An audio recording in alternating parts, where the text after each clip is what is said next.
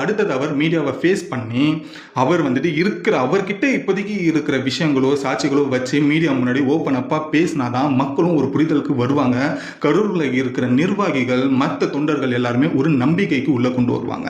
ஏன்னா விஜய் அண்ணா இன்னும் வரைக்கும் அவர் பேசல. சரி, விஜய் அண்ணா தலைமை பேசல அப்படின்ற பட்சத்தில் தலைமைக்கு அடுத்தது யாருக்கா? விஜய் ஆனந்த் அவருமே எதுவும் பேசல. அதுக்கப்புறமா கரூர் நிர்வாகிகளும் கரூருக்கு இன்சார்ஜா இருக்கிறவங்களும் யாருமே உயிரிழந்தவங்களோட வீட்டுக்கு போய் கூட பார்க்கல. ஸோ அப்படி பார்க்கும்போது இந்த 41 பேர் இறந்துட்டாங்க அப்படின்ற பட்சத்தில் தாபேக்கால இருக்கிற தொண்டர்களாக இருக்கட்டும், நிர்வாகிகளாக இருக்கட்டும், தலைமையாக இருக்கட்டும், இவங்க யாருமே டோட்டலாக இப்படி கையை தூக்கி அஸ்காண்ட் ஆயிட்டாங்க அப்படின்ற பட்சத்தில் மக்களுக்கு இங்கே தான் மிகப்பெரிய ஒரு நம்பிக்கை அப்படின்ற ஒரு விஷயம் இழக்க ஆரம்பிக்கிறாங்க.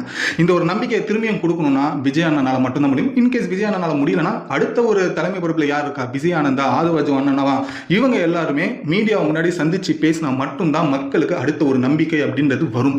இந்த ஒரு வீடியோ கண்டிப்பாக பத்தாது. அவர் அடுத்தது களத்தில் இறங்கி மீடியா முன்னாடியோ மக்கள் முன்னாடியோ பேசணும்.